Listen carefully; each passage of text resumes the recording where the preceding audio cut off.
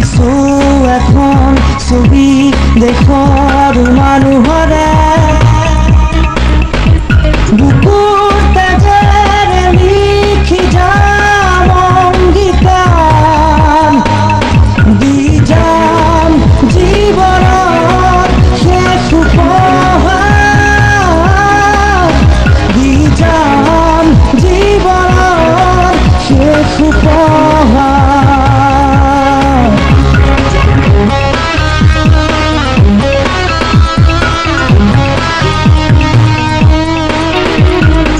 পথহাৰা কত হতজনে মৰিচিকা খেদি খেদি শান্তিৰ গুণাতে আকল ফুলেহি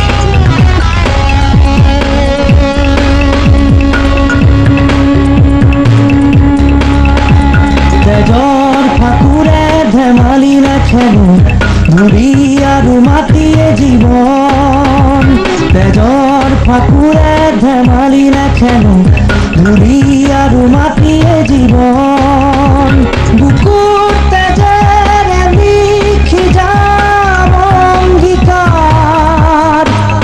দি যাম জীৱনৰ শেষ উপহাৰ দি যাম জীৱনৰ শেষ উপহাৰ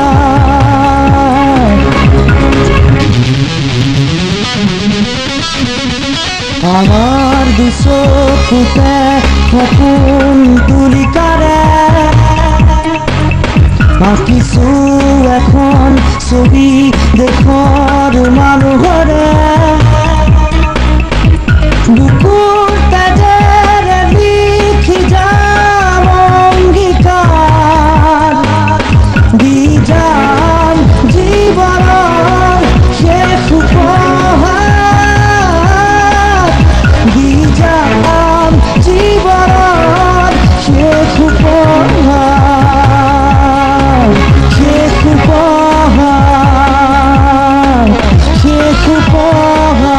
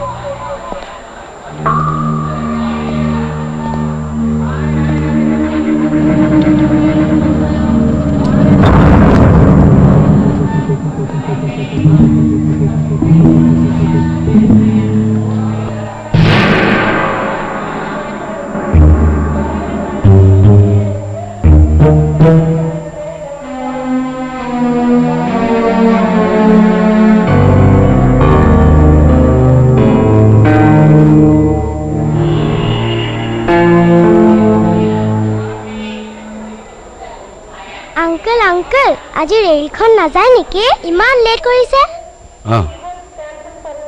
আজি ৰেলখন দেৰি কৰিছে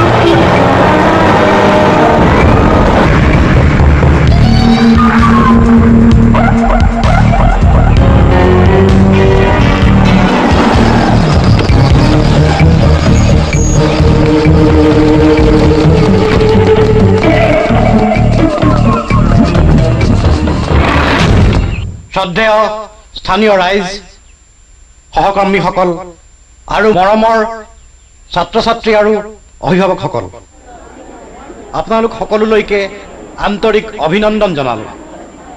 আজি বিদ্যালয় সপ্তাহৰ শেষ দিনটোত আমাৰ ছাত্ৰ ছাত্ৰী আৰু স্থানীয় ৰাইজে বিভিন্ন কলা কৌশল প্ৰদৰ্শন কৰিব। অনুষ্ঠানসমূহ উপভোগ কৰি আপোনালোকে আমাৰ শিল্পীসকলক উৎসাহিত কৰে যে। ধন্যবাদ। আমাৰ আজিৰ অনুষ্ঠানৰ আৰম্ভণিতে আমি আগবঢ়াইছোঁ আমাৰ বিদ্যালয়ৰ ৭ম শ্ৰেণীৰ ছাত্ৰীসকলৰ দ্বাৰা পৰিৱেশিত এক নৃত্যানুষ্ঠান।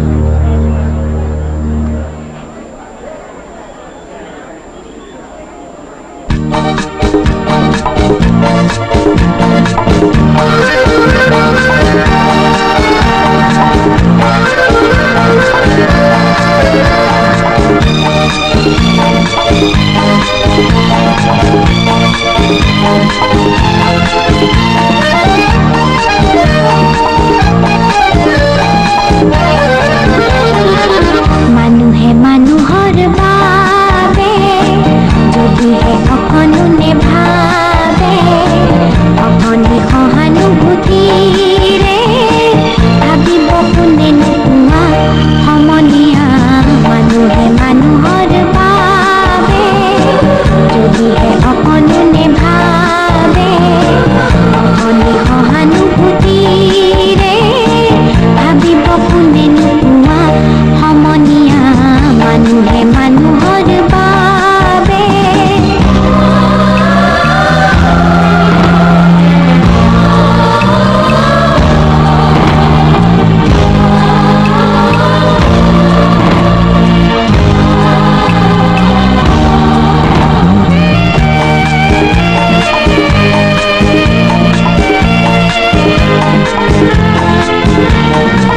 মানুহে মানুহক বেচিব খুজি, মানুহে মানুহক কিনিব খুজি, মানুহে মানুহক বেচিব খুজি, মানুহে মানুহক কিনিব খুজি। পুৰণি ইতিহাস দোহাৰিলে ভুল জানো নহ'ব কোৱা সমনীয়া। মানুহে মানুহৰ বাবে যদিহে অকণো নেভাবে, অকণি সহানু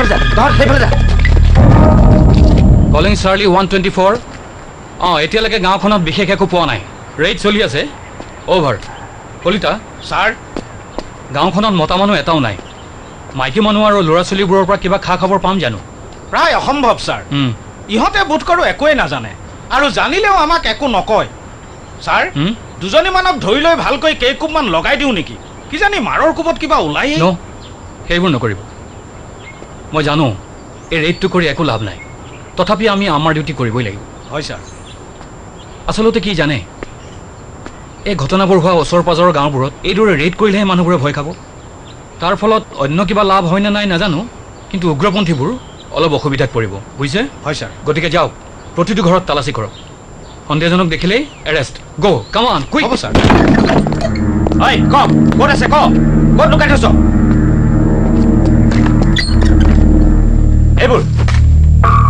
এইবোৰ নেকি এইটো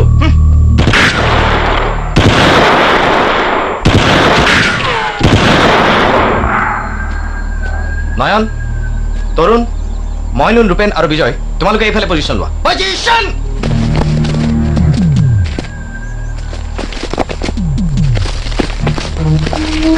নয়ন তৰুণ মইনুল ৰূপেন আৰু বিজয় তোমালোক 5 জনক বিশেষভাৱে নিৰ্বাচিত কৰা হৈছে এতিয়া তোমালোকে সংগঠনৰ সকলো নিয়ম নীতি পালন কৰি বৰুৱা ছাৰৰ নিৰ্দেশ অনুযায়ী অপাৰেশ্যনত যাব লাগিব কাৰোবাৰ কিবা আপত্তি আছে ঠিক আছে এতিয়া তোমালোক যোৱা ফাষ্ট এতিয়া তোমালোকে মোৰ লগে লগে কোৱা তুমি মই কোন তুমি মই কোন বন্ধুসকল কি সংগ্ৰাম কৰিছা কি সংগ্ৰাম কৰিছা কি শিক্ষা লৈছা কি শিক্ষা লৈছা কি তুমি সৈনিক কি তুমি সৈনিক হ'ব মই তোমালোকক এটা কথাই ক'ব খুজিছোঁ নিষ্ঠা আৰু সততা থাকিলে হাৰিলেও হাৰ নমনা একোটা মন থাকিলে মানুহ কেতিয়াও পৰাজিত নহয় কাৰোবাৰ কিবা সন্দেহ আছে ভাল কথা গতিকে এতিয়াৰ পৰাই তোমালোকে নিষ্ঠাৰে সৈতে আত্মনিয়োগ কৰা নয়নহঁতৰ দৰে তোমালোকো অতি কম সময়ৰ ভিতৰতে কৃতকাৰ্য হ'ব পাৰিবা কাৰোবাৰ কিবা সন্দেহ আছে য়েছ ডেল্টা ওৱান কেৰি অন এটা মেছেজ আছে আমাৰ অপাৰেশ্যন ছাকচেছফুল হৈছে বৰুৱা ছাৰ আহি পাই গৈছে over okay over and out আমাৰ সকলোৰে বাবে এটা ভাল খবৰ আছে বৰুৱা ছাৰ অপাৰেশ্যনত সম্পূৰ্ণভাৱে কৃতকাৰ্য হৈছে এতিয়া আমি সভাঘৰত লগ হ'ম ব'লা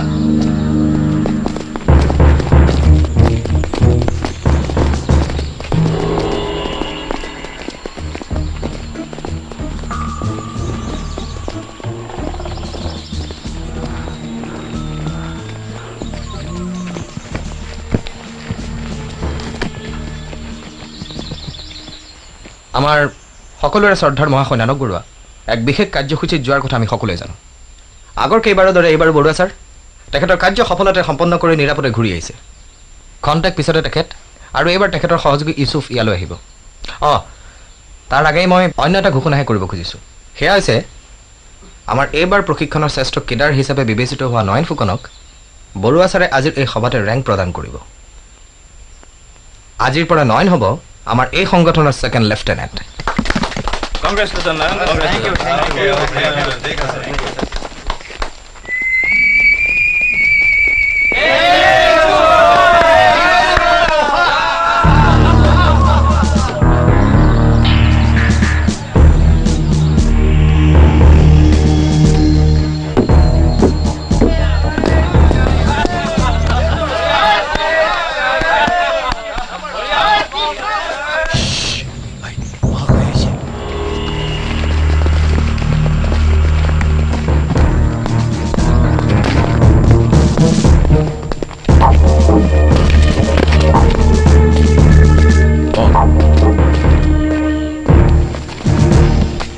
হে বিপ্লৱী সৈনিক সংগ্ৰামী অভিনন্দন জনাইছোঁ এয়া আনন্দ উল্লাসৰ সময় নহয়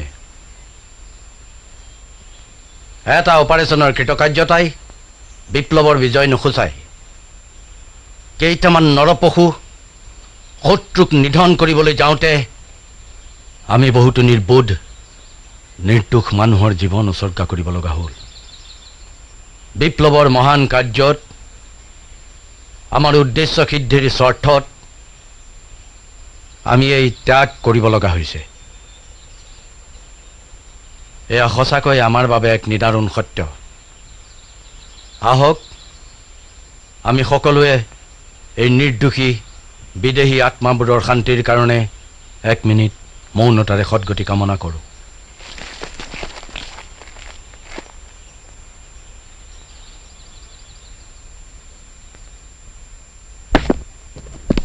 জাকিৰ ছাৰ বহা। Thank you sir. এখেতৰ লগত মই চিনাকি কৰি দিওঁ। এখেত হৈছে মিছেছ মিনতী ৰাজখোৱা, নমস্কাৰ। মানে উমেশ ৰাজখোৱাৰ পত্নী। সন্ত্ৰাসবাদীয়ে উমেশ ৰাজখোৱাক ধৰি লৈ যোৱা আজি প্ৰায় 10 দিনেই হ'ল। ইন্সপেক্টৰ কলিতাই কেছটো ইনভেষ্টিগেট কৰি আছে। I know' he is a very competent cop, but Zakir, I want you to supervise this case. হ'ব ছাৰ, মই যিমান পাৰোঁ সোনকালে তেখেতক উদ্ধাৰ কৰিবলৈ চেষ্টা কৰিম। মিছেছ ৰাজখোৱা, ইতিমধ্যে এক্সট্ৰিমিষ্টবোৰে আপোনাৰ লগত কিবা যোগাযোগ কৰিছে নেকি? কৰিছে। তেওঁলোকে এওঁৰ জীৱনৰ বিনিময়ত 10 লাখ টকা ডিমাণ্ড কৰিছে। আপোনালোকেতো জানেই মোৰ স্বামীৰ কথা। নিজৰ গৱেষণা আৰু সামাজিক কামতেই মানুহজনে জীৱন উচৰ্গা কৰিছে। আমাৰ নিজৰ সৰু ঘৰটোৰ বাহিৰে আন একো নাই।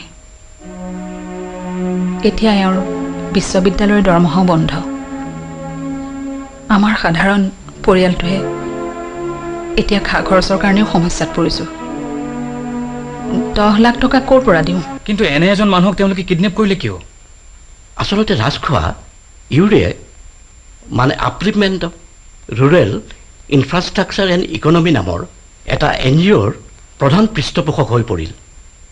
আৰু তুমিতো জানাই জাকিৰ, এনেধৰণৰ বহুতো NGOই অবৈধভাৱে প্ৰচুৰ ধন ঘটাৰ আহিলা হৈ পৰিছে। কিন্তু মিষ্টাৰ ৰাজখোৱা আছিল সততা আৰু নৈতিকতাৰ আদৰ্শস্বৰূপ। আনবোৰৰ দৰে তেখেতকো হয়তো বহুতো ধন সম্পত্তিৰ মালিক বুলি সিহঁতে ভুল কৰিলে। বুজিলোঁ। মই আপোনাক কথা দিলোঁ মিছেছ ৰাজখোৱা, অতি সোনকালে তেখেতক আমি সিহঁতৰ কবলৰ পৰা উদ্ধাৰ কৰিম।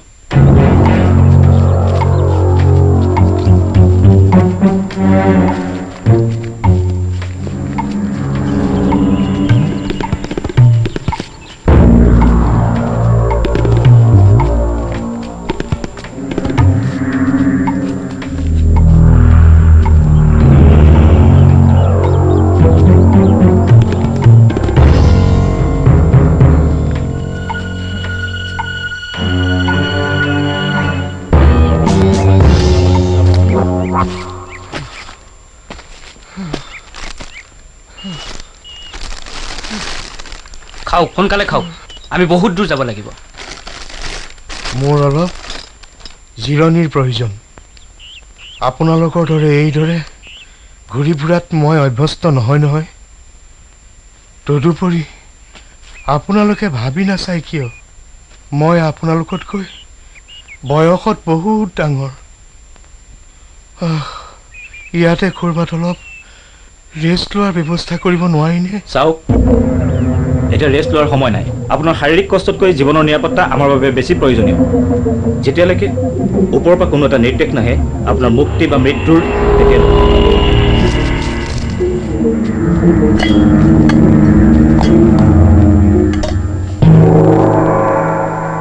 ছাৰ, সন্ত্ৰাসবাদীবোৰে খুব সঘনাই স্থান সলনি কৰি আছে। আমাৰ হাতত পৰা ইনফৰমেশ্যন অনুসৰি সিহঁতে পবিতৰাৰ আশে পাশে পলাই ফুৰিছে। পুলিচ আৰু পেৰামিলিটাৰী ফ'ৰ্চ এলাৰ্ট হৈ আছে। বোধহয় ছাৰ আজি ৰাতিয়ে এটা এম্বুছ হৈ যাব পাৰে। Very good, let us go to the computer unit. Nanak Barua, lieutenant colonel Nanak Barua, here is the person. সংগঠনৰ অন্যতম শক্তিশালী ব্যক্তিত্ব। আমাৰ ইনফৰমেশ্যন মতে মানুহটো এটা explosive expert. I see. Nanak বৰুৱাই এজনী ছোৱালী ভাল পাইছিলে আৰু তাইৰ নাম আছিল মনিষা। পুলিচৰ ৰেইড, মানুহৰ আলোচনা আৰু টকা পইচাৰ অসুবিধাত মনিষাই সন্তানটো লৈ গুৱাহাটীলৈ এটা স্কুলৰ চাকৰিলৈ গুচি আহিল।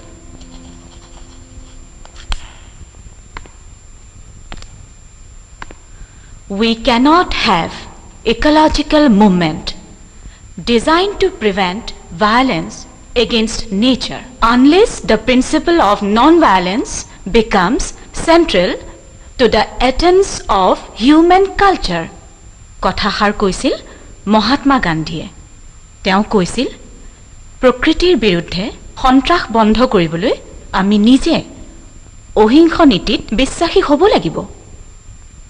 মেডাম, কেতিয়াবা কেতিয়াবা সশস্ত্ৰ বিপ্লৱী কিছুমানেও অভয়াৰণ্য চোৰাং চিকাৰীক হত্যা কৰা বা শাস্তি দিয়াৰ কথা আমি বাতৰি কাকতত পাওঁ।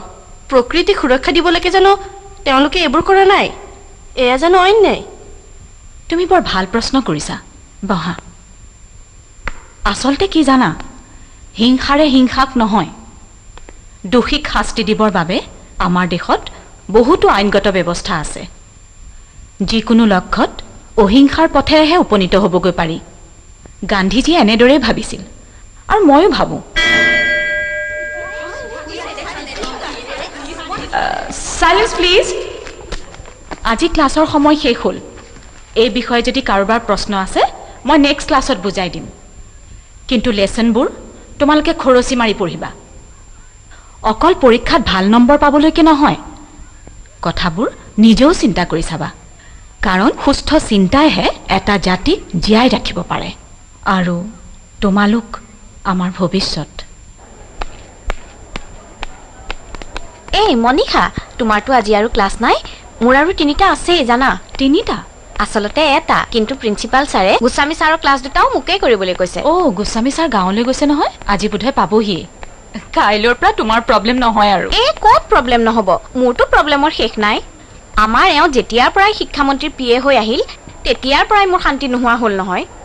অৱশ্যে ময়ে আমাৰ স্কুলৰ প্ৰায়বোৰ প্লেনৰ টিচাৰ ৰিটেনশ্যন এওঁক কোৱাই কৰাই দিছোঁ। আৰু কিয়নো নকৰিম কোৱাচোন? নিজৰ মানুহটোৱে যেতিয়া মন্ত্ৰীৰ লগত আছে, লগৰ বন্ধু বান্ধৱীবোৰৰ সৰু সুৰাও কাম এটা কৰি নিদিবনে? ঠিকেই, ভাল কথাহে। ভাল কথা মানে আমাৰ লগৰ ধীৰেণ কলিতাই কি কৰিছে তুমি নাজানা নহয়? নাজানো। কি কৰিলেনো? ডাঙৰ কাণ্ড। এওঁকতো কামটো কৰি দিয়াৰ পিছত ঘোচ দিব খুজিছিল। ঘোচ? ইণ্টাৰেষ্টিং ঘটনা। এওঁ কি ক'লে জানা? কি ক'লে? এওঁ ক'লে মই ঘোচ ঘাচ খাই 2 নম্বৰী কাম কৰা মানুহ নহয়। তাতে হৈছে আপুনি মোৰ ৱাইফৰ সহকৰ্মী, সেয়ে মই আপোনাক অকণমান সহায় কৰি দিব খুজিছোঁ। যাওক যাওক, আগলৈ আৰু এনে কাম নকৰিব। তাতে আপুনি হৈছে শিক্ষক মানুহ। মই যে এনেকুৱা লাজ পাইছোঁ জানা। আচলতে কি জানা, কলিতাৰো দুখ নাই। আমাৰ ছিষ্টেমটোৱে এনেকুৱা হৈ পৰিছে।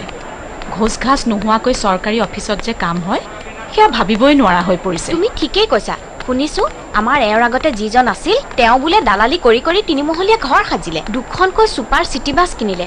কিন্তু মই কওঁ নালাগে দিয়া আমাক সেইবোৰ। দৰমহাৰ সাঁচতীয়া পইচাকেইটাৰে লাহে লাহে যি পাৰোঁ কৰি যাম, হয়নে নহয় কোৱা? কিয় নহয়? তুমি কমন ৰুমলৈকে যাবা নহয়? মই অলপ লাইব্ৰেৰীত সোমাই যাওঁ। মনিষা শুনাচোন, তোমাৰ ৰিটেনশ্যনৰ প্ৰব্লেম নাই নহয়? নাই নাই, মোৰ পষ্টটো নন প্লেনৰহে। যোৱা ৰক্ষা।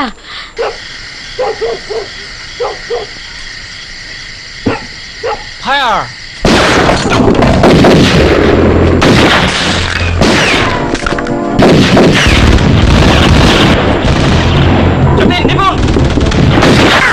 তহঁতে নন ষ্টপ ফায়াৰ কৰি থাক।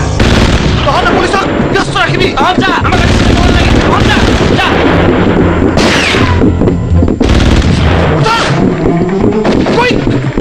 যদি আমাৰ লগত যাব খোজে কোঅপাৰেশ্যন কৰে বাচিব, নহ'লে কুইক কুইক কুইক।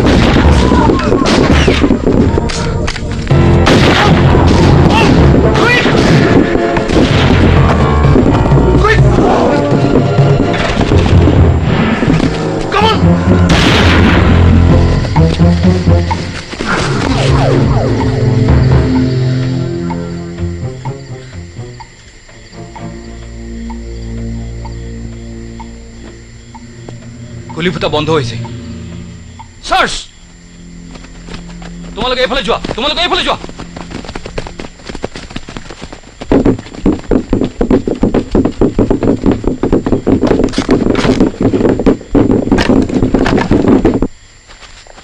গুলি গুলি ফুটা দৰ্জা বন্ধ হ'ল যে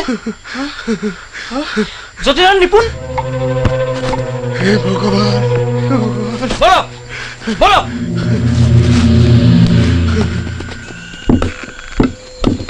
হয় আমি ওলালো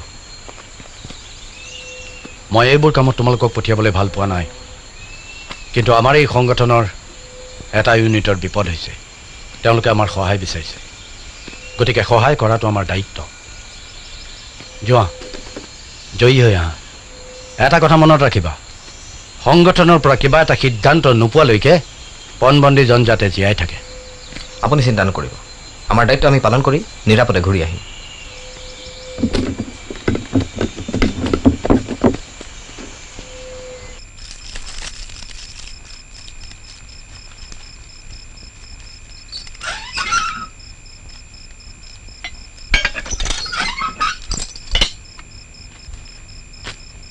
ছাৰ মনিষা আহা আহা বহা ইয়াতে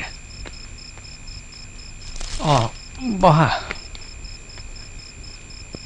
তুমি চাগৈ আচৰিতেই হৈছা মই এনেকৈ জুই পুৱাই থকা দেখি নাই নাই মই একো ভবা নাই গাঁৱত ঠাণ্ডা পালে চাগৈ এৰা তুমি ঠিকেই ধৰিছা লুইতৰ পাৰৰ গাঁও তাতে ফেৰফেৰীয়া বতাহ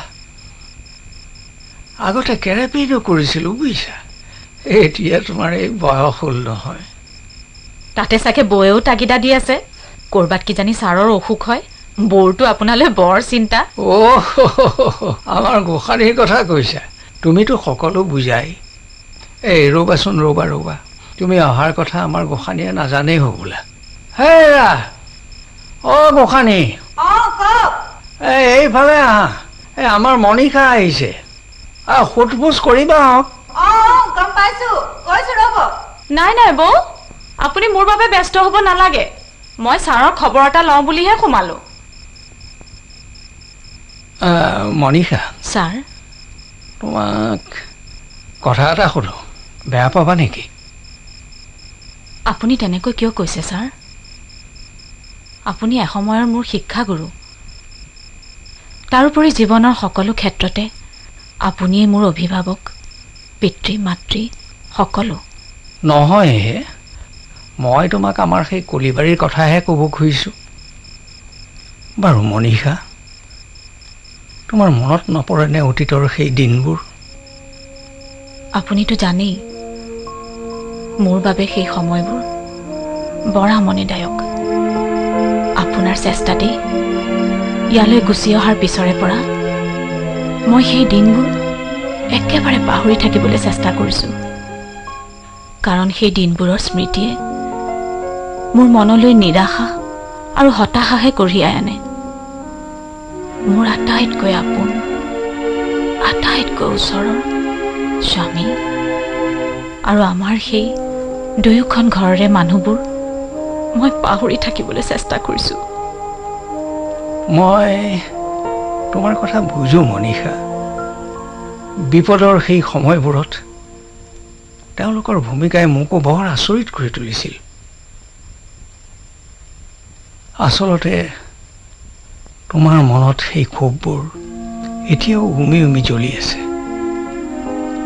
তথাপিও কি জানা হাজাৰ চেষ্টা কৰিলেও অতীতক একেবাৰে পাহৰিব নোৱাৰি সেই সময়বোৰে তোমাক আমনি কৰিবই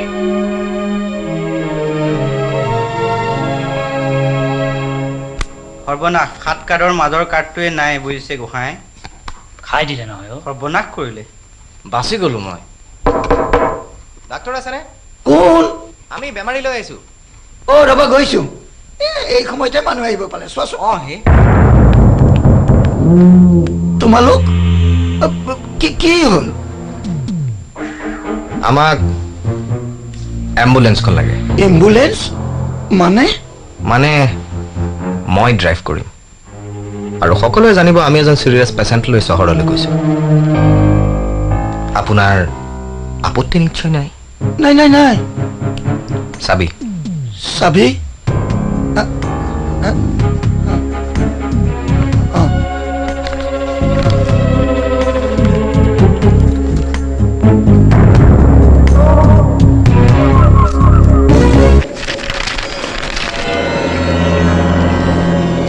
হাজাৰ চেষ্টা কৰিলেও অতীতক একেবাৰে পাহৰিব নোৱাৰি। সেই সময়বোৰে তোমাক আমনি কৰিবই।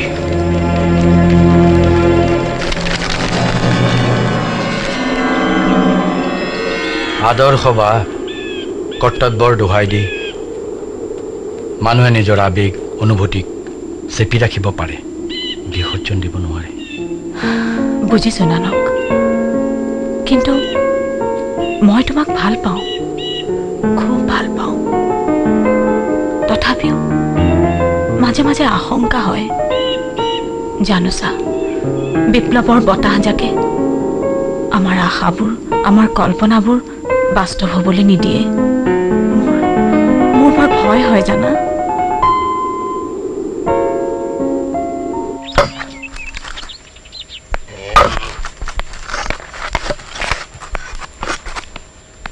দাদা, চাহ। নাই, নালাগে। কোনে আনিবলৈ দিছে চাহ তাহ? খং কৰি লাভ নাই নহয়। মাক বাপেক নাই যেতিয়া একমাত্ৰ ককায়েক হিচাপে আপুনিহে তাই গাৰ্জেন। নানক ল'ৰাটো ইমান বেয়া নে? বেয়া মানে সি টকাই। তেওঁ ডকাইত নহয় ককাইদেউ। বন্দুক বাৰুদ লৈ এইবোৰ আন্দোলন হ'লনে? টকাইটি। স্বাধীনতা আন্দোলনতো বহুতো বিপ্লৱীয়ে অস্ত্ৰ হাতত লৈছিল। তেওঁলোকতো ডকাইত নাছিল। সেইবোৰ যুক্তি মোক নালাগে। ইয়াৰ পিছতো যদি তই তাৰ লগত বিয়া হ'ব খুজিছ, হৈ থাকগৈ, কিন্তু তাৰ পিছত এইখন ঘৰৰ লগত তোৰ সম্পৰ্ক শেষ।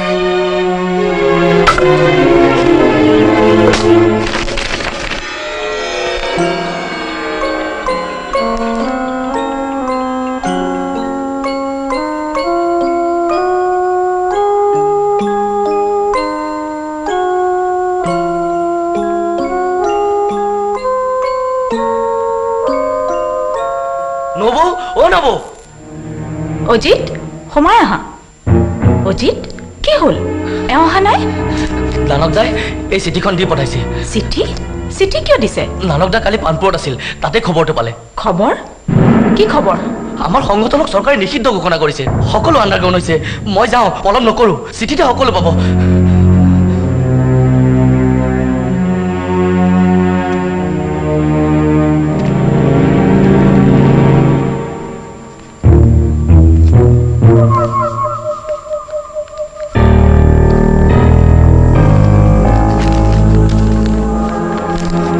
মনীষা, ওপৰৰ নিৰ্দেশ।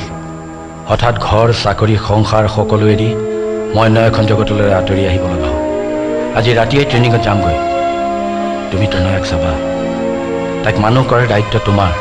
দেশৰ বাবে, জাতিৰ বাবে আমাৰ এই ত্যাগ বিপ্লৱৰ বুৰঞ্জীত লিখা ৰ'ব। মনীষা, তুমি কি কৰিলা?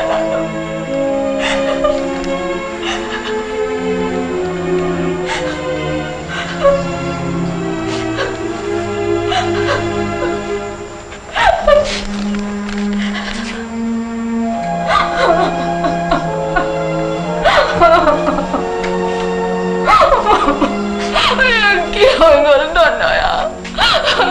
মই তোমাক কেনেকৈ ডাঙৰ কৰিম? মই তোমাক কেনেকৈ ডাঙৰ কৰিম?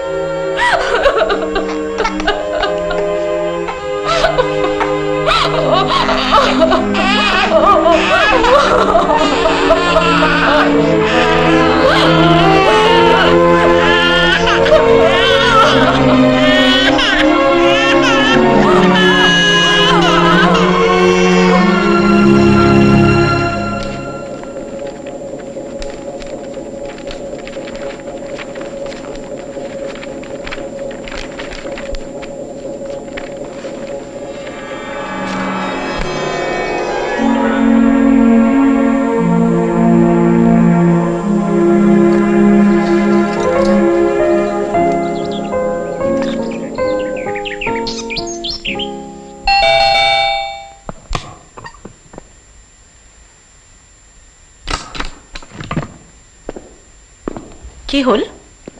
আমি আপোনাৰ ঘৰত কিছু সন্দেহজনক বস্তু থকাৰ ইনফৰমেশ্যন পাইছোঁ। আমি ঘৰ চাৰ্চ কৰিম। চাৰ্চ? আপুনি কি কাৰণে চাৰ্চ কৰিব খুজিছে অফিচাৰ? আপোনাৰ হাতত চাৰ্চ অৰ্ডাৰ আছে?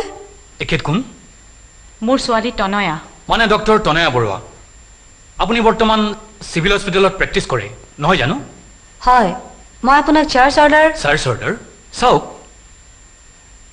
ঠিক আছে, আপোনালোকৰ কি চাব লগা আছে চাওক। তনয়া, তেখেতসকলক ডিউটি কৰিবলৈ দিয়া। বোলা। গগৈ ছাৰ, আপোনালোকে চাওক, একো বাদ নিদিব।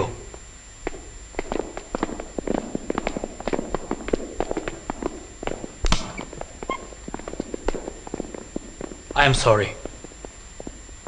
আচলতে সাধাৰণ নাগৰিকৰ শান্তি ৰক্ষাৰ স্বাৰ্থত আমি সকলোৱেই কিছু ত্যাগ স্বীকাৰ কৰিবই লাগিব। আপোনালোকক এইদৰে ৰাতিপুৱাই ডিষ্টাৰ্ব কৰিব লগা অৱস্থাটো কিয় হৈছে কাৰণটো নিশ্চয় বুজিছেই। মানে আপোনাৰ পিতৃ আৰু আপোনাৰ স্বামী দুৰ্ধৰ্ষ সন্ত্ৰাসবাদী নানক বৰুৱাৰ কাৰণে। কিন্তু বৰ্তমান তেওঁৰ লগত আমাৰ কোনো সম্পৰ্ক নাই, বিশ্বাস কৰক। বিশ্বাস মই কেনেকৈ কৰিম? কোনোবাই নিজ পত্নী কন্যাক বাদ দি গোটেই জীৱন পাহাৰে পৰ্বতে কটাব পাৰেনে? অন্ততঃ আদৰ্শৰ বাবে পাৰে। ইম্পচিবল। স্বয়ং ভগৱানে ক'লেও মই বিশ্বাস নকৰোঁ। কিন্তু এয়া সত্য। ঠিক আছে, এই বিষয়ে মই আৰু বেছি কথা নাপাতো। আপুনি অনুগ্ৰহ কৰি থানালৈ এবাৰ আহিলে সকলো কথা পাতিব পাৰিম। থানালৈ? প্লিজ মাৰ সৈতে ইয়াতে কথা পাতক। ঠিক আছে বাৰু, মই ইয়ালৈকে আহিম।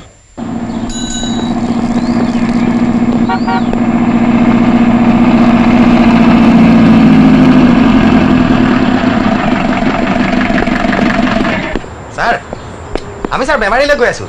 ছাৰ আপোনালোকে এম্বুলেঞ্চো চেক কৰে নেকি? আজিকালি এম্বুলেঞ্চ আৰু VIP গাড়ীতহে আচল মাল পোৱা যায়, বুজিছা? ঠিক আছে ছাৰ, চাওক।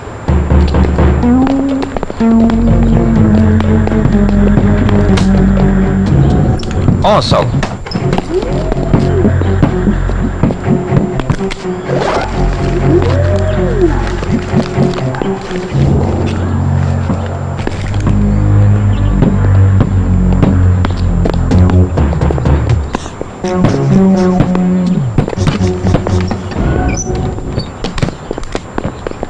ছাৰ যাব পাৰোঁ ন? যাব পাৰা, যোৱা। অঁ ছাৰ যোৱা। ৰ'ব দে। ঐ ষ্টাৰ্ট বন্ধ কৰ, ছাৰে ৰাখিব কৈছে।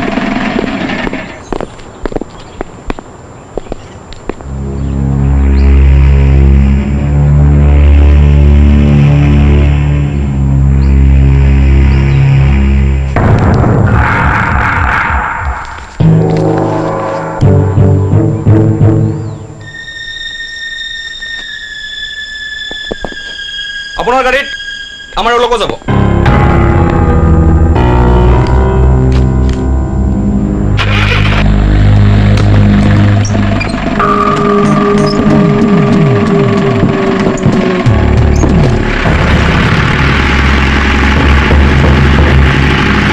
শুনক, এইখিনিৰে পৰা হিল ডিষ্ট্ৰিক্ট আৰম্ভ হৈছে।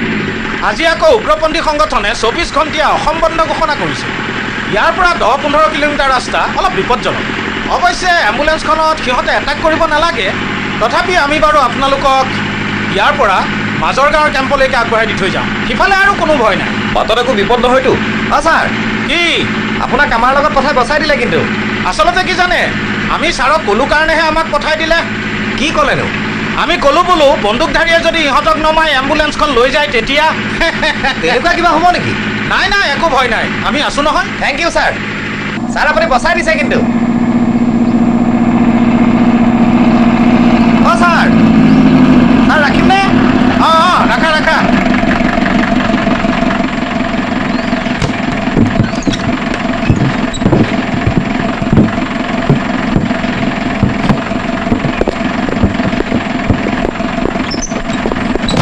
যাবা আৰু দেই। ছাৰ যাব।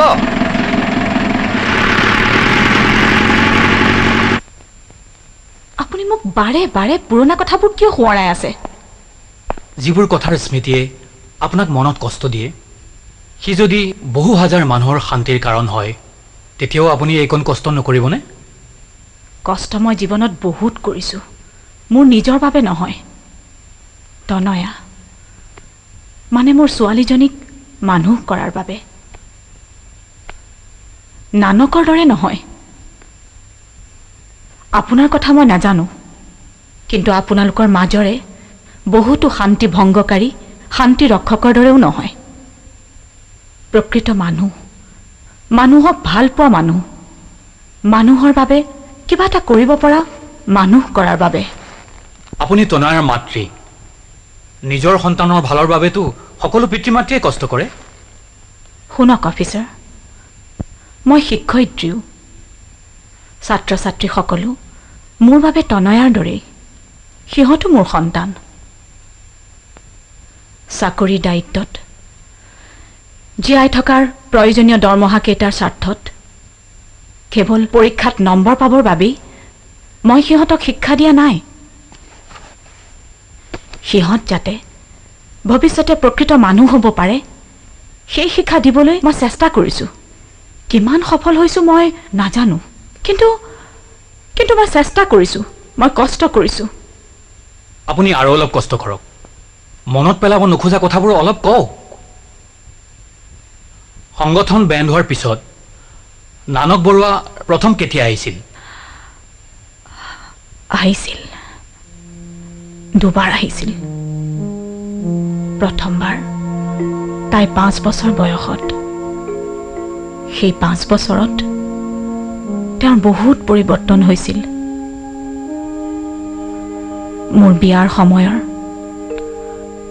বা আগৰ সেই বিপ্লৱী নানক বৰুৱা আৰু 5 বছৰ ব্যৱধানত মোৰ কাষলৈ অহা নানক বৰুৱাৰ মাজত আকাশ পাতাল পাৰ্থক্য। মানুহজন মানুহ হৈ আছিল নে নাই মই নাজানো, কিন্তু মই অনুভৱ কৰিছিলোঁ সেয়া যেন অন্য এক মানৱ, যন্ত্ৰৰ দৰে।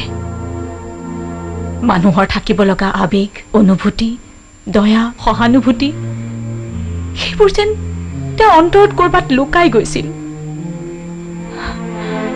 হয়তো একেবাৰে শেষ হোৱা নাছিল, নহ'লে জানো তেওঁ এনেকৈ আহিলহেঁতেন। দ্বিতীয়বাৰ কেতিয়া আহিছিল? দ্বিতীয়বাৰ আহিছিল তনয়াৰ 10 বছৰ বয়সত। ইয়াত মই স্কুলৰ পৰা আহি দেখিছিলোঁ তেওঁ তনয়াৰ লগত খেলি আছে। ঠিক এইখিনিতে তনয়া এজন অচিনাকি মানুহৰ সৈতে খেলি আছিল। তেওঁ বহুত পুতলা আনিছিল। তনয়াই খেলিছিল আৰু হাঁহিছিল।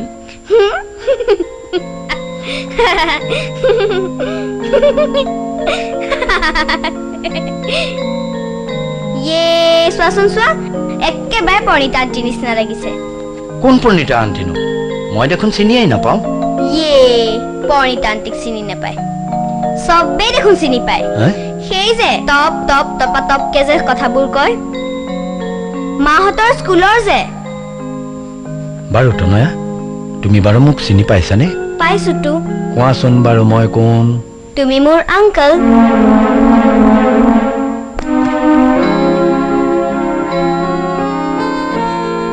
তোমাৰ টুপিটো ধুনীয়া। জানা, তোমাৰ নিচিনা এজন মানুহৰ এখন ফটো আমাৰ ঘৰত আছে। তেওঁৰ খালি দাড়ি আছে। তোমাৰ দেখোন কাহ হৈছে। ৰ'বা আংকল।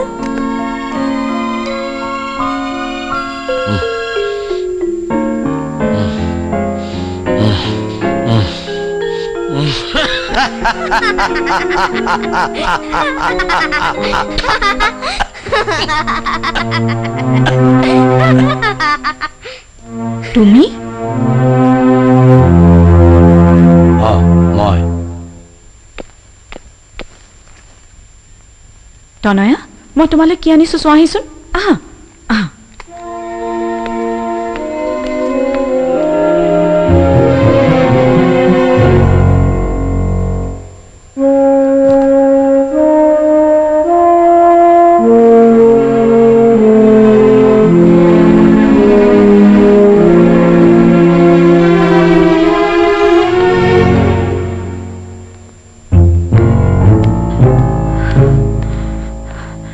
তুমি ইয়ালৈ কিয় আহিছা?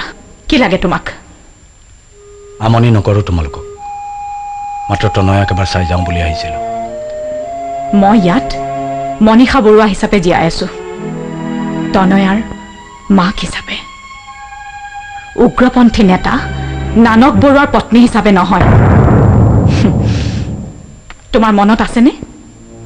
তাই জন্মৰ পিছতেই এক ভয়াৱহ ভৱিষ্যতৰ ফালে ঠেলি দি তুমি আঁতৰি গৈছিলা।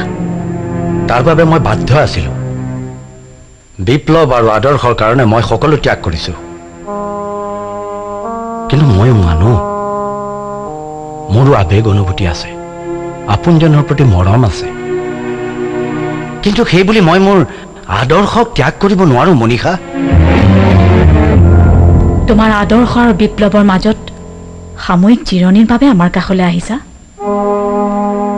অকণমান বুজিবলৈ চেষ্টা কৰা মনীষা হাজাৰজনৰ সুখৰ বাবে এই ত্যাগৰ প্ৰয়োজন আছে ত্যাগ কিন্তু অৰ্থহীন ত্যাগ এয়া অৰ্থহীন এদিন তুমিয়ে মোৰ কাষত থিয় দিছিলা সেইদিনাখন বুজা নাছিলো কিন্তু সময়ৰ শিকনিত এতিয়া বুজিছো ভাবি চোৱাচোন তোমালোকে যি পথেৰে গতি কৰিছা সেয়া শুদ্ধনে মোক উপদেশ দিবলৈ চেষ্টা নকৰিবা তুমি তোমাৰ দায়িত্ব পালন কৰা মোৰ দায়িত্বৰ কথা তুমি সোঁৱৰাই দিব নালাগে নিজকে এবাৰ সুধি চোৱা মানুহ হিচাপে মানুহৰ প্ৰতি কি দায়িত্ব তোমালোকে পালন কৰিছা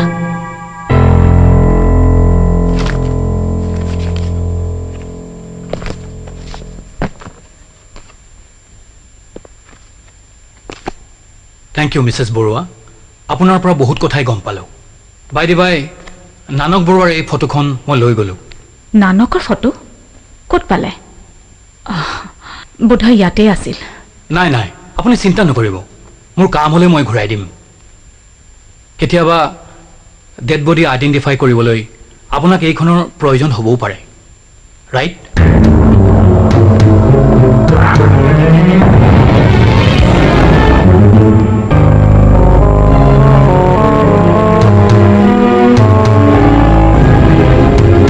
স্যাৰ ও স্যাৰ স্যাৰ স্যাৰ কি হলো কিয় চিঞৰ কৰি আছ হস্পিটালত আজি নাৰ্ছ কম্পাউণ্ডাৰ সব এবসেন্ট আৰু তই চকীদাৰটো হৈ যদি এনেকৈ ঘূৰি ফুৰ কেনেকৈ হ'ব যা হস্পিটাল লৈ যা নহয় মানে স্যাৰ সেই ডেড বডি হয় লাশ ক'ত এম্বুলেন্সত সিহঁতেতো এম্বুলেন্সখন লৈ গৈছে এম্বুলেন্সখন ৰাস্তাত থৈ চাবিটো মোক দি গৈছে চাবিটো কিয় ৰাখিলি এম্বুলেন্সখন কিয় ৰাখিলি কেনেকে ঘূৰাই দিওঁ ছাৰ মানে সিহঁতে নৈঘাটৰ ফালে গুচি গৈছে মোক খবৰ নিদিলি কিয় সেই সময়ত মই ডেড বডি দেখা নাই নহয় ছাৰ এতিয়াহে মই চাইছোহি গাড়ীত এইয়া ছাৰ চাওক এইয়া চাওক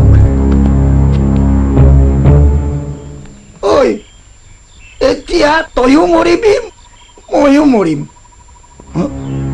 এটা কাম কৰ দে তয়ে ময়ে লগ লাগি এইটো নি কৰবাত পেলাই দি থৈ আহোঁগৈ নাই ছাৰ মোৰ ভয় লাগিছে ছাৰ না ভয় নকৰিবি এইটোতো মই মৰা নাই তই মৰা নাই ঐ তই মাৰে কি ছাৰ আপুনি মোক নফচাব ছাৰ আপুনি মোক নফচাব আমি দুই লৈ গৈ এইটো কৰবাত পেলাই দি থৈ আহোঁ তেতিয়াহ'লে তয়ো বাচিবি ময়ো বাচিম হ'ব বলক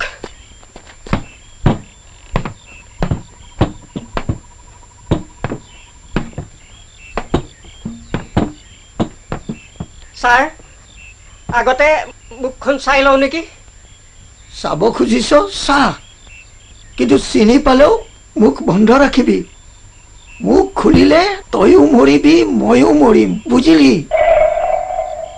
তেনেহ'লে চাওঁ ঐ গৰু চাব খুজিছ চা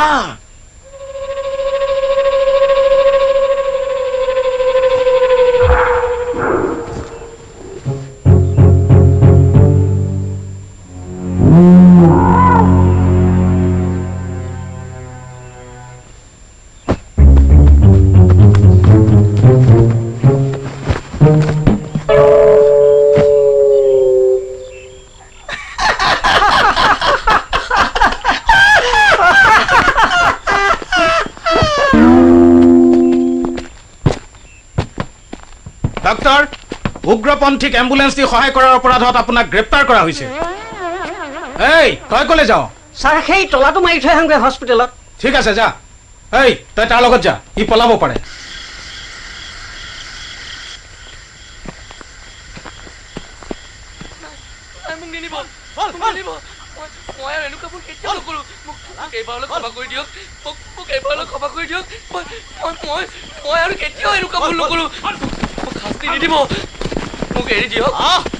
বল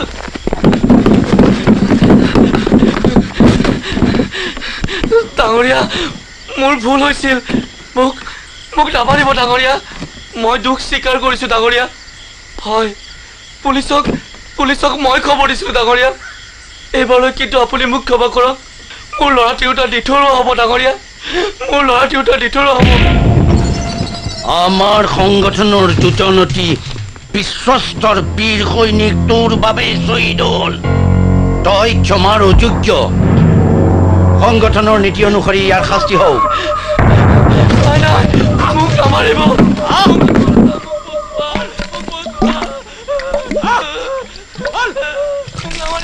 মোক বচোৱা মোৰ ল'ৰা ছোৱালীৰ কি হ'ব মোক নামাৰিবা মোক এৰি দিয়া মোক বচোৱা মোক নামাৰিবা এইবাৰলৈ মোক এৰি দিয়া মই আৰু কিয় এনেকুৱা কাম নকৰোঁ মই আৰু এই ভুল নকৰোঁ মোক এৰি দিয়া কি চাই আছে মানুহজনৰ কি হ'ল এতিয়া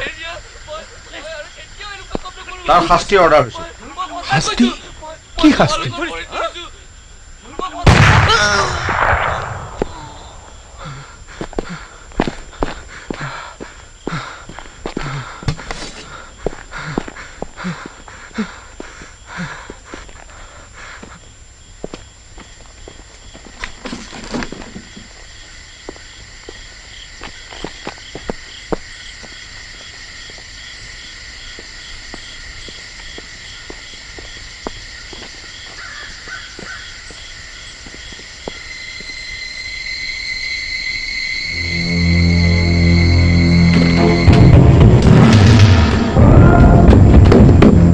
Follow me.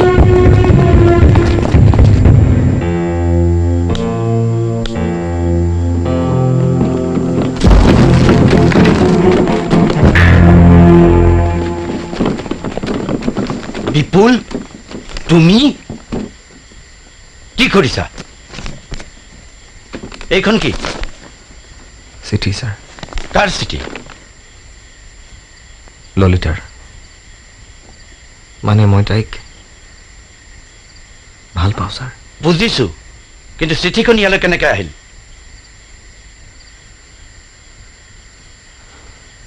এইখন এতিয়া নহয় ছাৰ এইখন 7 বছৰ আগৰ মানে মই সংগঠনলৈ অহাৰ আগতে তাই দিয়া চিঠি মই মাজে মাজে উলিয়াই পঢ়োঁ ছাৰ চিঠিখন ছাৰ ভাজে ভাজে ফাটি গৈছে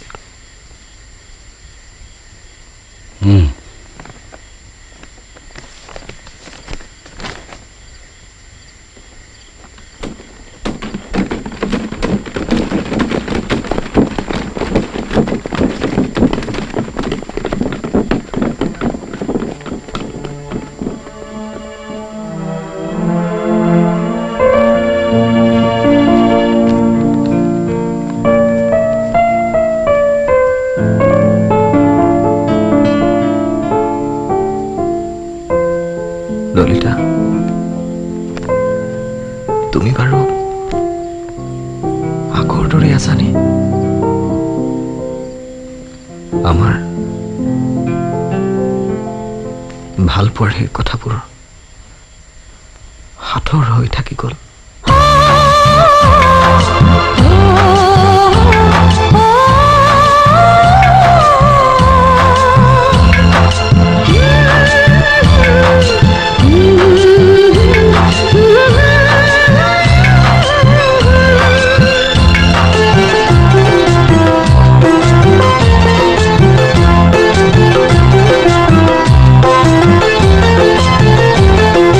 পাহাৰৰ সীমনাত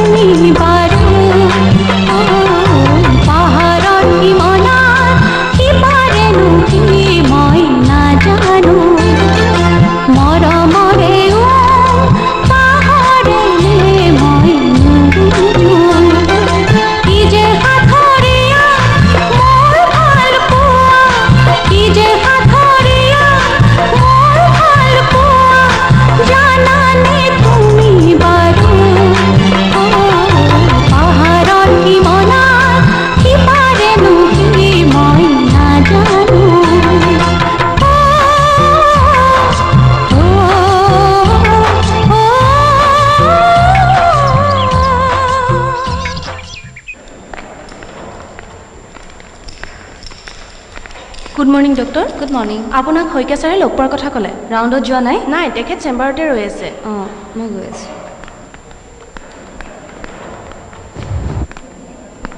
ডক্টৰ শইকীয়া আপুনি মোক মাতিছিল অ' আপুনি এটা বিশেষ কাৰণত মই আপোনাক বিচাৰিছিলোঁ প্লিজ বহক না থেংক ইউ অঁ কওকচোন পুলিচ ইন্সপেক্টৰ বৰগোহাঁইৰ কেছটোৰ বিষয়ে মই আপোনাৰ লগত অলপ আলোচনা কৰিব লগা আছিল কাৰণ অপাৰেশ্যনৰ সময়ত অ'টিত আপুনি মোক সহায় কৰিছিল আৰু এতিয়াতো কেছটো আপুনিয়েই চাই আছে ওপৰৰ পৰা বৰ বেছি প্ৰেছাৰ আহিছে আমি হেনো তেওঁক যিমান পাৰি সোনকালে সুস্থ কৰি তুলিব লাগে আমিতো আমাৰ ফালৰ পৰা যিমানখিনি কৰিব পাৰি কৰিছোঁ কিন্তু তেওঁক সম্পূৰ্ণ ৰিকভাৰ কৰিবলৈ কমেও 2 মাহমান সময় লাগিবই আৰু আমি জোৰকৈ কিবা এটাতো কৰিব নোৱাৰোঁ ডেটছ ৰাইট আপোনাৰ সৈতে ময়ো একমত কিন্তু তথাপি চিভিল চাৰ্জন ডক্টৰ বেজবৰুৱা ছাৰক কেছটো এবাৰ ষ্টাডি কৰিবলৈ দি তেওঁৰ পৰা কিবা এটা ছাজেশ্যন ল'ম বুলি মই প্লেন কৰিছোঁ that's not a bed idea কিন্তু আপুনি যদি আনঅফিচিয়েলি মোৰ ব্যক্তিগত মতামত ল'ব বিচাৰে তেতিয়াহ'লে মই নেভাবোঁ এই কেছটো ৰেফাৰ কৰিবলগীয়া কিবা কথা আছে বুলি ছাৰ কোনোবা এজন ডাঙৰ উগ্ৰপন্থীৰ নেতা পুলিচৰ গুলীত আহত হৈ আহিছে পুলিচে ইয়ালৈ লৈ আহিছে ডাঙৰ উগ্ৰপন্থী নেতা নানক বৰুৱা নহয়তো অ' আই এম চৰি নহ'বতো পাৰে let's go and find out over and out Kamal পণবন্দী ৰাজখোৱাক ইয়ালৈ আনা মহাশয় আপোনাক মাতিছে মোক কোনে ডাঙৰ মহাশয়ে তেনেহ'লে ওপৰৰ পৰা কিবা নিৰ্দেশ আহিলে নেকি হ'ব পাৰে হে প্ৰভু মইতো একো পাপ কাম কৰা নাই প্ৰভু নাই নাই আপুনি ইমান ভয় খাব নালাগে হয়তো আপোনাৰ মুক্তিও হ'ব পাৰে মুক্তিও হ'ব পাৰে হয় ইপাৰ নহয় সিপাৰ বলক যি হয় হৈ যাওক এতিয়াই হৈ যাওক কিবা এটা বলক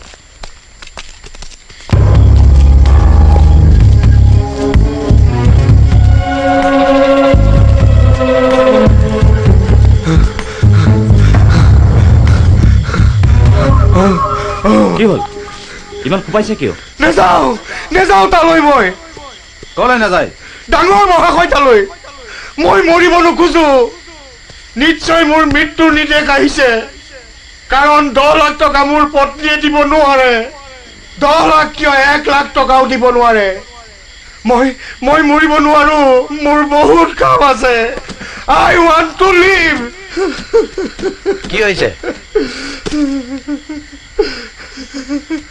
আপুনি মোৰ কথালৈ আহক ভয় কৰিব নালাগে আপোনাৰ কোনো মৃত্যুৰ নিৰ্দেশ হোৱা নাই আহক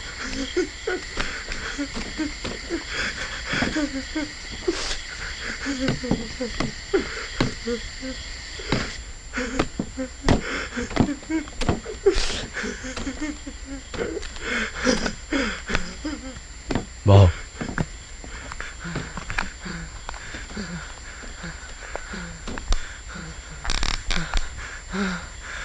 মই দিছো লও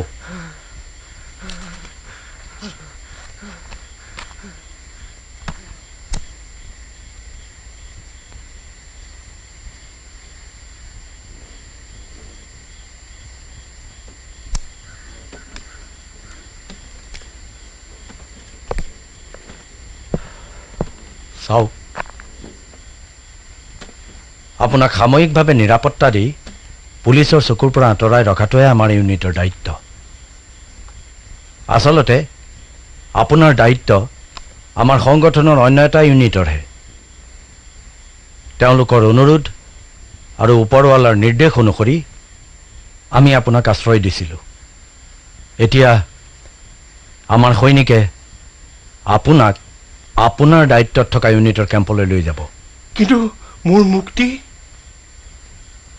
আপোনাৰ মুক্তিৰ সন্দৰ্ভত আমি একো সিদ্ধান্ত ল'ব নোৱাৰোঁ কিন্তু যিমান দূৰ জানিব পাৰিছোঁ তাৰ পৰা অনুমান কৰোঁ যে আপোনাক 7-8 দিনৰ ভিতৰতে মুক্তি দিয়া হ'ব এতিয়া মই আকৌ জংঘলে জংঘলে ঘূৰি ফুৰিব লাগিব মই একো বুজি পোৱা নাই আপোনালোকে মোক কিয় ইমান শাস্তি দিছে মোৰ ক'বলগীয়াখিনি ক'লোঁ যাত্ৰা পথত আমাৰ সৈনিকসকলৰ লগত কোঅপাৰেট কৰিব অশান্তিৰ সৃষ্টি নকৰাই ভাল অস্থিৰ কৰি তুলিলে আমাৰ অস্ত্ৰবিলাক মনে মনে বহি নাথাকে যাওক কমল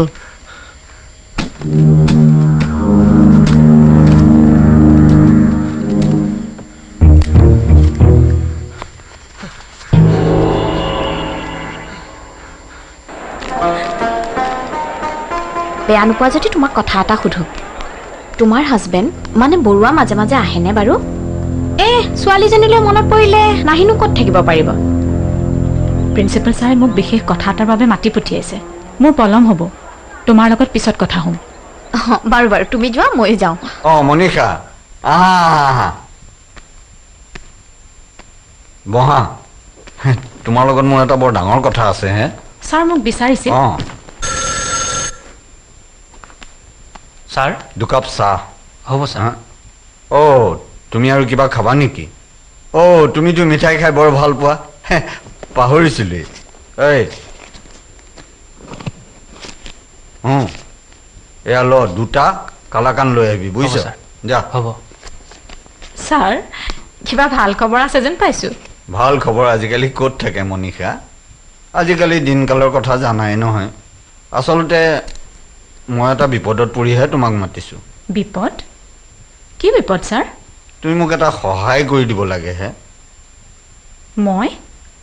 মই কৰিব পৰা কাম হ'লে নিশ্চয় কৰিম কওক ছাৰ তুমিতো জানাই মোৰ ভাইটো ইঞ্জিনিয়াৰ হয় ছাৰ জানো সি আমাৰ পৰিয়ালৰ ভিতৰত আটাইতকৈ চহকী টকা পইচা সা সম্পত্তি যথেষ্ট কৰিলে মোৰ ভাইটোৰ সমস্যা হৈছে মানে প্ৰব্লেমত পৰিছে সংগঠনে তাক বহু লাখ টকা ডিমাণ্ড কৰিছে এতিয়া তুমি মোক সহায় এটা কৰি দিব লাগে চোৱা মনীষা নানক বৰুৱা তোমাৰ স্বামী তেওঁৰ লগত নিশ্চয় তোমাৰ গোপনে যোগাযোগ আছে আৰু যদি তেওঁক বুজোৱা আৰু সংগঠনে যদি ধনৰ দাবী এৰি দিয়ে তেতিয়াহ'লে সি সকলো ফালৰ পৰা ৰেহাই পাব সি তোমাক 1 লাখ টকা হাত খৰচৰ বাবে দিম বুলি কৈছে কামটো হ'লে সকলোৰে মংগল বুজিছা তুমি পাৰিবা মই দুখিত ছাৰ আপোনাক মই কোনো ধৰণে হ'ব নোৱাৰোঁ বৰ্তমান নানক বৰুৱাৰ লগত মোৰ কোনো সম্পৰ্ক নাই বিপ্লৱ আৰু সন্ত্ৰাসৰ তেওঁৰ যি আদৰ্শ তাৰ লগত মোৰ আদৰ্শৰ অলপো মিল নাই তাৰোপৰি 1 লাখ টকীয়া বা 1000 টকীয়া হাত খৰচ লৈ কোনো ধৰণৰ দালালি কৰাৰ মানসিকতাও মোৰ নাই মোক ক্ষমা কৰিব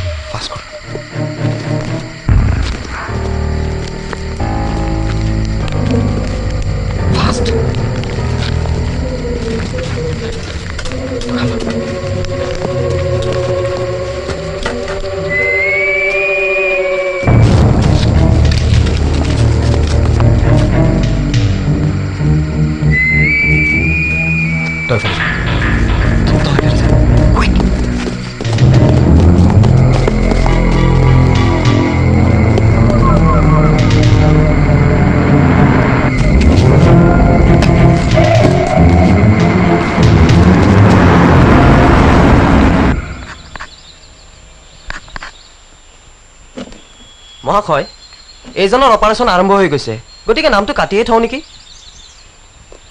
সেইটোৰ বাবে কিছু সময় অপেক্ষা কৰা বিপুলক মই এটা ডাঙৰ দায়িত্ব দিছোঁ তেওঁ আমাৰ সংগঠনৰ এক পাকৈত আৰু বিশ্বস্ত সৈনিক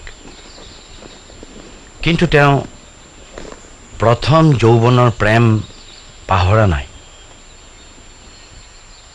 বিপ্লৱ আৰু প্ৰেম একেলগে দুয়োটা নহয় এই অপাৰেশ্যনটো বিপুল আৰু আমাৰ ইউনিটটোৰ বাবেও এক চৰম পৰীক্ষামূলক প্ৰত্যাহ্বান।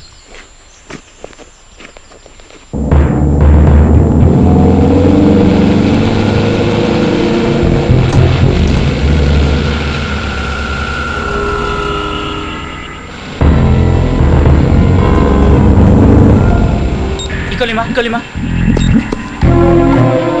Limaiko. Carry on.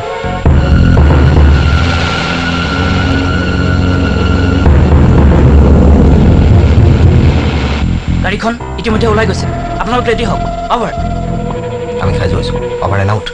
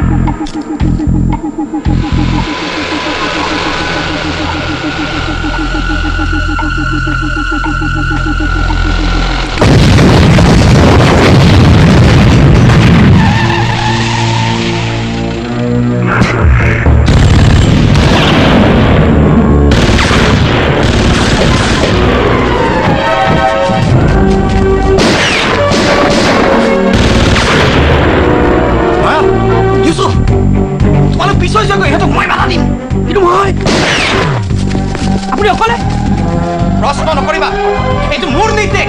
It's my order. Go back.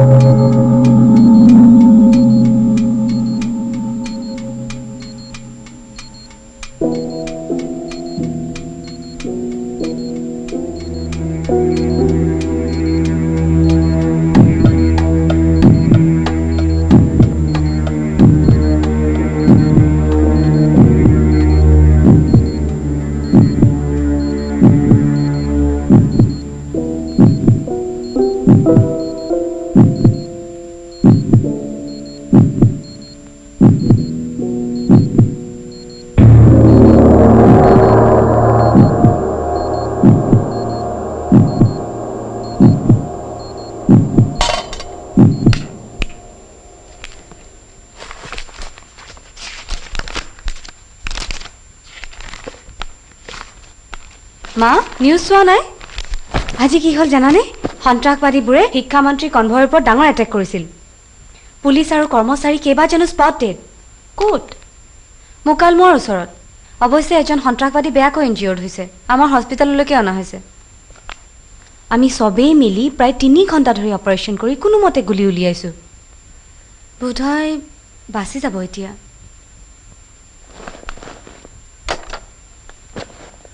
আজি প্ৰধান বাতৰিসমূহ হ'ল আজি মোকালমোৱাৰ ওচৰৰ বাঁহবাৰীত উগ্ৰপন্থীৰ এক শক্তিশালী বোমা বিস্ফোৰণত শিক্ষামন্ত্ৰীৰ কথম্বি প্ৰাণ ৰক্ষা পৰে কিন্তু লক্ষ্যবস্তু হৈ বোমাটো শিক্ষামন্ত্ৰীৰ লগতে থকা আন এখন গাড়ীত বিস্ফোৰিত হয় ফলত শিক্ষামন্ত্ৰীৰ ব্যক্তিগত সচিব জয়ন্ত হাজৰিকাৰ ঘটনাস্থলীতে মৃত্যু হয় আৰু এজন উগ্ৰপন্থী পুলিচৰ হাতত ধৰা পৰে ব্ৰহ্মপুত্ৰ আৰু ইয়াৰ উপনদীসমূহৰ পানী ক্ৰমান্বয়ে বাঢ়িবলৈ লৈছে জয়ন্ত হাজৰিকা মা ডিব্ৰুগড় চহৰৰ ভালেমান প্ৰণীতা আন্টিৰ হাজবেণ্ড নহয় জানো বান আক্ৰান্ত লোকৰ সাহায্যৰ বাবে চৰকাৰে ইতিমধ্যে ভালেমান তেওঁ শিক্ষামন্ত্ৰী বিয়ে নাছিল জানো লোকৰ সাহায্যৰ বাবে সেনা বাহিনীকো সষ্টম কৰি ৰখা হৈছে আজি সন্ধিয়া ৰাজধানী চহৰখনত হোৱা প্ৰচণ্ড বামাৰলি আৰু ধুমুহাই বহুতো অঞ্চলত অনিষ্ট সাধন কৰে ধুমুহাত চানমাৰী অঞ্চলৰ এটা ঘৰ খহি পৰা দুজন লোক থিতাতে নিহত হয় এতিয়া বাতৰি